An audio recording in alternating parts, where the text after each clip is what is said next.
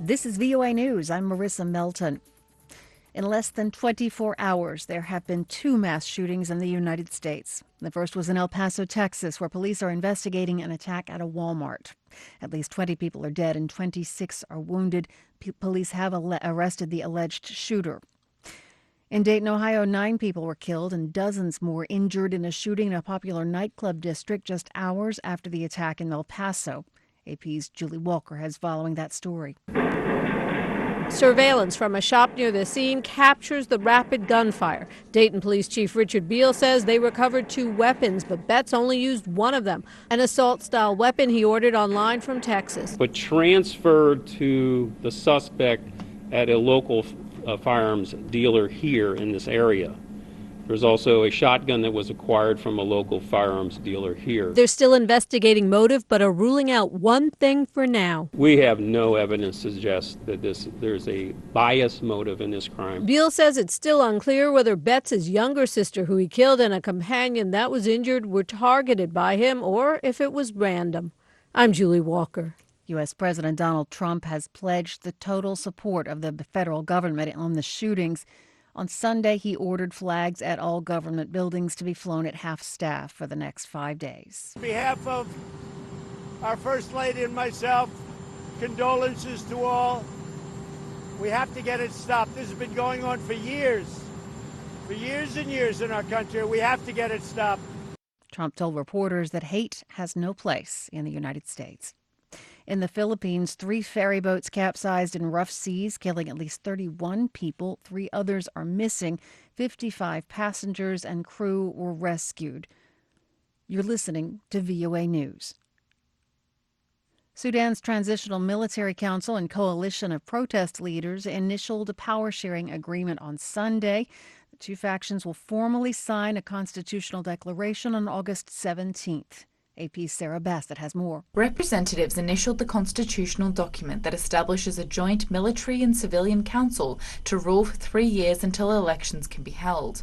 The group have been locked in tense negotiations with the military for weeks while holding mass protests. The military overthrew Omar al-Bashir in April, following months of demonstrations against his 3-decade-long autocratic rule. The protesters remained in the streets, demanding a rapid transition to a civilian authority. The 2 sides reached a preliminary agreement last month following international pressure. I'm Sarah Bassett. It was another night of violence in Hong Kong as protesters battled with police firing tear gas to disperse demonstrators who threw rocks and bricks at a police station.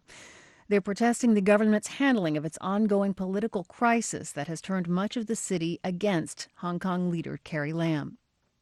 The United States is welcoming a ceasefire declared in Syria's Idlib province, the last insurgent stronghold in the country. Since April, hundreds of civilians have been killed in the violence in northwest Syria. Thousands more have fled.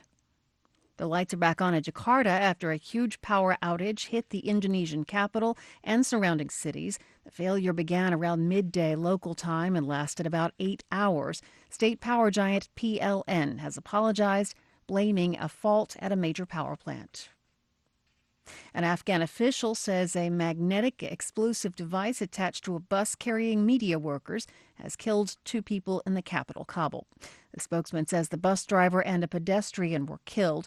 2 employees of the Khurshid TV station and another pedestrian were wounded.